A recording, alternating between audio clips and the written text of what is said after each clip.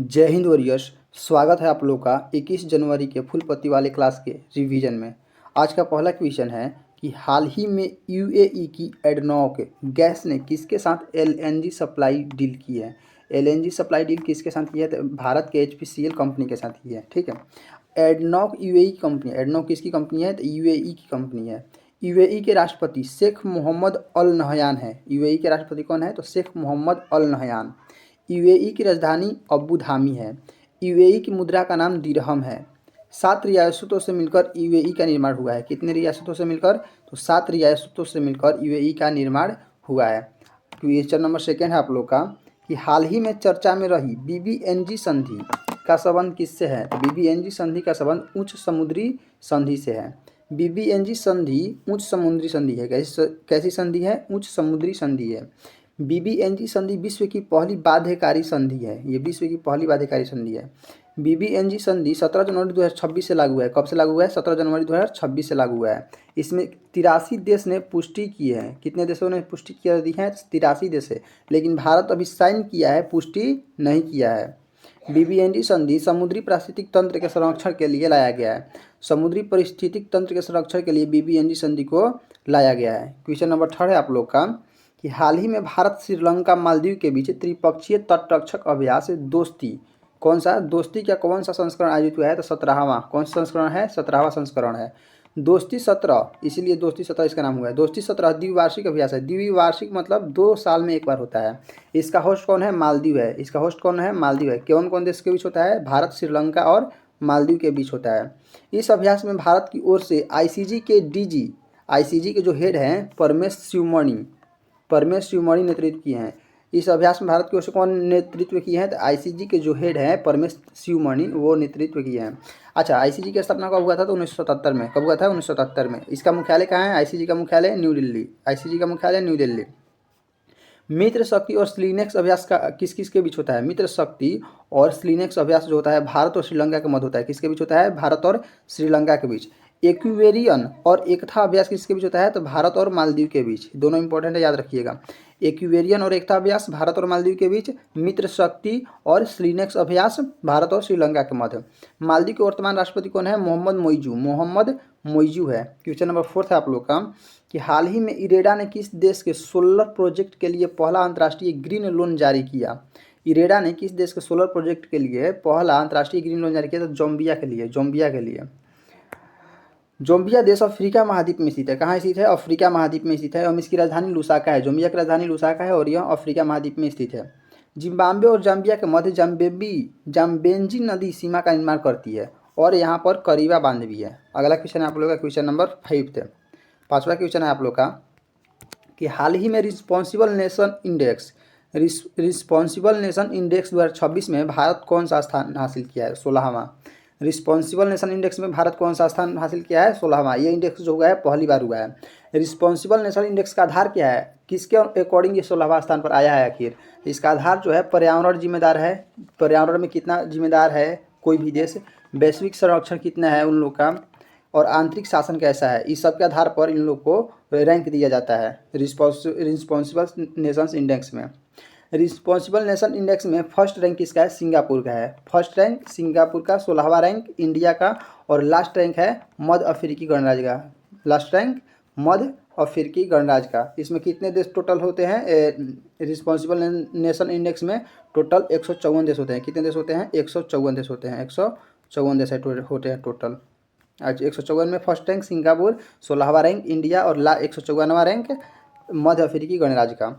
अच्छा, बताइए आप लोग कि भारत एशिया पावर इंडेक्स में कितने स्थान पर है? तो एशिया पावर इंडेक्स में भारत तीसरे स्थान पर है।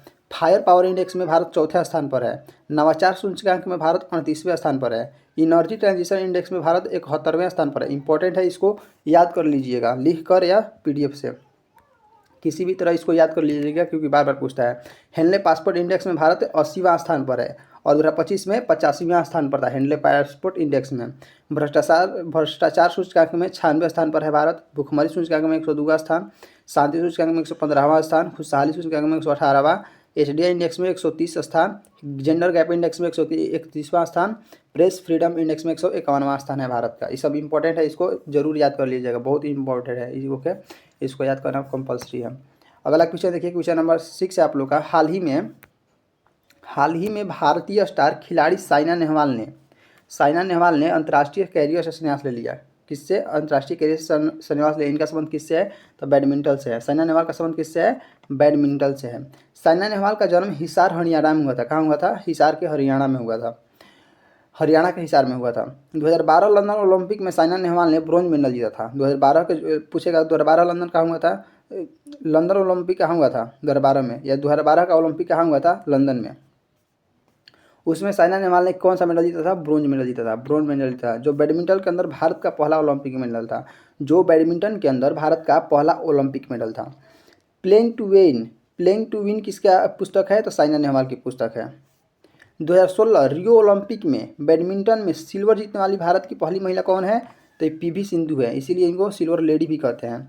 2020 टोक्यो ओलंपिक में पीवी सिंधु ने ब्रॉन्ज जीता है। 2020 टोक्यो ओलंपिक में पीवी सिंधु ने ब्रॉन्ज जीता है। अगला क्वेश्चन, क्वेश्चन नंबर 7 आप लोग का, कि हाल ही में डॉक्टर श्री पलानीवेलु की आत्मकथा का हिंदी संस्करण कहाँ जारी हुआ है? तो दिल्ली में। कहाँ जारी हुआ है? दिल्ली में। पलानीवेली की आत्मकथा पलानीवेली गट्स, इसका आत्मकथा का नाम क्या है? पलानीवेलु गट्स को हिंदी में सीपी राधाकृष्णन ने, जो अभी उपराष्ट्रपति हैं भारत के वर्तमान में, उन्होंने जारी किया है, लॉन्च किया है। अगला क्वेश्चन आप लोग का, कि हाल ही में राज्य को गैंगस्टर मुक्त बनाने के लिए ऑपरेशन